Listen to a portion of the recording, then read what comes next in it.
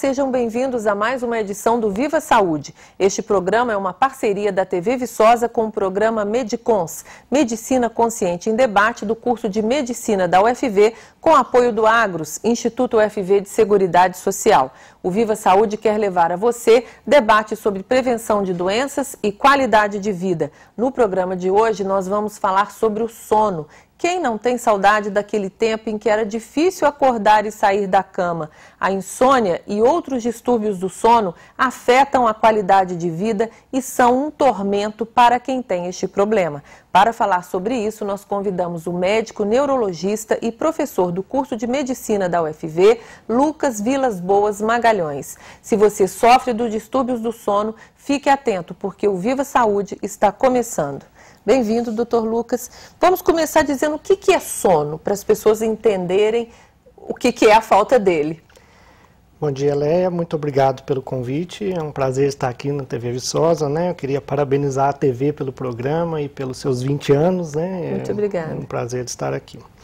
Gostaria também de parabenizar ao programa Medicina Consciente da UFV, né? Do qual eu faço parte. Existem vários outros professores e alunos, né? Que estão fazendo parte, e eu acho que é uma iniciativa muito interessante. Parabenizar em especial o professor Rodrigo Gomes e ao aluno Vander Lúcio, né, que estão mais diretamente encabeçando a proposta, né?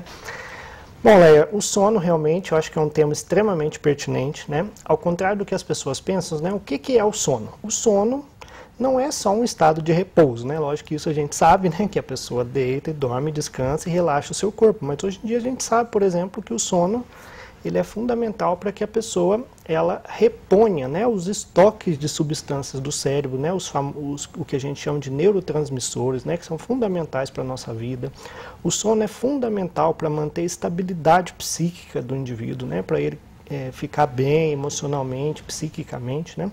O sono, por exemplo, a gente aprende, né, nossa vida é um eterno aprendizado, né, a gente está o dia todo aprendendo as coisas novas e tudo, e o fato da pessoa dormir bem, isso é fundamental para ela aprender, né. Hoje se sabe que é durante o sono que aquela memória que está ali mais ou menos fixada, que ela é processada e é guardada, digamos assim, na nossa memória. Então, assim, o sono não é só para descansar. Para descansar, né? Ele é um processo ativo, complexo, o nosso cérebro não está parado, ele está trabalhando o tempo todo, né? Eu acho que é isso que as pessoas não têm essa ideia, né? É fundamental. E o sono é constante? A gente dorme igual a noite inteira? Quem tem uma qualidade de sono boa?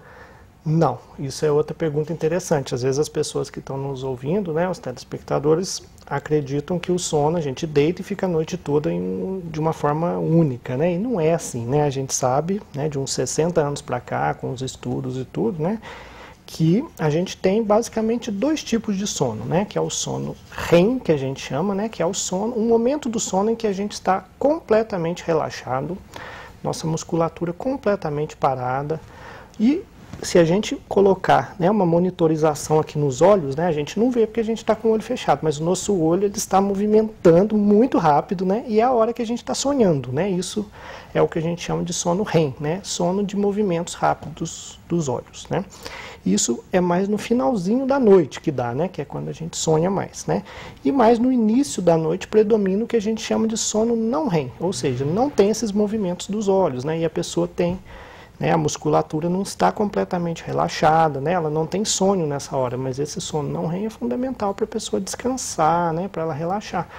Então a pessoa fica, durante a noite, ela fica variando de um estágio para o outro, né, lógico, o sono não REM ele tem vários subestágios, né, uma coisa muito mais complexa, né, mas a ideia aqui é que as pessoas tenham uma noção, e a gente fica o tempo todo variando de um estágio para outro, e a gente tem despertares, né, a noite toda a gente não se dá conta, mas a gente acorda, né, até para saber o que está acontecendo no ambiente, né, nós somos animais, né, a gente tem que acordar um pouquinho à noite e tudo, isso é fisiológico. Para não perder completamente o controle também, então isso é um sono bom. Sono bom. Esse, inclusive, que mexe um pouco o olho mesmo que esteja fechado. Isso é normal, fisiológico, é o esperado, né? E quais são os transtornos mais comuns do sono? Quem não dorme mal?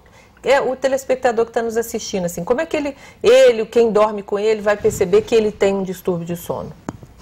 Essa é uma pergunta muito boa, né? Assim, dando início então aos distúrbios do sono. Para se ter uma ideia, ela é assim, tem estatísticas que mostram que até 30% das pessoas dormem mal, né, em várias noites do seu mês, digamos assim, né, quer dizer, é uma epidemia, né, e as pessoas precisam realmente saber quando é que eu posso ter, né, um distúrbio do sono, né. Por exemplo, isso é muito mais comum até do que, né, hipertensão arterial, diabetes, né, para o qual a mídia dá um enfoque muito maior, sem dúvida, são doenças importantes, fundamentais, mas o sono, 30%, né? Então, quer dizer, é uma demanda enorme no serviço de saúde, né? E os médicos e os pacientes precisam estar realmente bem informados para conduzir. De uma forma geral, Léa, o sono, as pessoas que chegam para o médico, né, elas têm 3 queixas, digamos, 3 apresentações, né? Então, você que está nos ouvindo, né, se você tem ou você dorme muito mal, ou seja, você tem insônia, você não consegue dormir, deita, rola para lá, rola para cá, ou então dorme um pouquinho, acorda toda hora, aquele sono muito leve, superficial, que não é suficiente para te descansar, né? Isso é um quadro extremamente comum, que é a insônia, né? Ou a pessoa que, pelo contrário, dorme demais, né? Aquela pessoa que está aqui conversando, de repente ela dorme, né? Durante o dia, né? Existem várias doenças que acontecem. Tem um nome essa doença? Isso, de uma forma geral, seria a hipersonolência diurna, né? Tem várias causas, né? Assim, vários possíveis diagnósticos, né? Que a gente pode ir falando aí no decorrer da entrevista. Mas isso não é aquele soninho que você tira de um ônibus, no metrô, aquele sono, não, aquilo é fisiológico, as condições normal. propiciam, né? O que é considerado, assim, digamos, um problema, né? Eu estar aqui agora com você e de repente começar a dormir aqui numa situação como essa, né? Ou o indivíduo que está conversando com alguém, aquela pessoa que senta numa cadeira, né? Numa igreja e está lá roncando, assim, né? Isso a princípio não é normal, né? Assim, então cada caso tem que ser avaliado e tudo. E para finalizar, né? Tem a insônia, tem o excesso de sono, ou seja, a falta do sono, o excesso de sono, e tem um grupo de distúrbios também que são muito frequentes na população, né, que é o que a gente chamaria de sono agitado, né, ou seja, a pessoa que dorme, mas, né, quem fala melhor isso em geral é o companheiro, o cônjuge, né, que falam que a pessoa dá soco e ela levanta, né, que aí entra vários distúrbios, né, o pesadelo, o sonambulismo, né, que é o que as pessoas conhecem muito, a gente chamaria isso de sono agitado, né, são inúmeras causas, né. Esse sono que a pessoa cochila de repente, não é porque ela dormiu mal, não, é uma doença mesmo? Às vezes a pessoa dorme bem, mas se ela dormir durante o dia, é o caso de procurar médico? Veja bem, vamos falar então em relação, digamos assim, aos problemas de saúde relacionados ao excesso de sono, né, a hipersonolência diurna, né. A gente poderia citar como causas assim médicas, né, mais comuns, né, para que as pessoas conheçam. Primeiro, a privação de sono, né, que é uma coisa extremamente comum. O que é privação de sono? É o indivíduo que não que ele tenha um problema, mas que ele tem um trabalho, né, como de forma que ele não consegue dormir durante a noite, né? Por exemplo, o médico, noturno, o porteiro, o médico que está lá de plantão, quer dizer, não tem um problema, mas aí o que acontece? No dia seguinte, né, hoje em dia com essas escalas de trabalho que todos temos, né, é muito comum, durante o dia, o que vai acontecer? O indivíduo vai ficar sonolento e tudo, mas lógico, ele foi privado do sono, né? É normal, é fisiológico. Agora, em termos de doença, eu gostaria, eu acho, de citar 2, né, que são muito comuns, né, que talvez as pessoas não tenham as informações adequadas. A primeira delas é a apneia do sono, não é?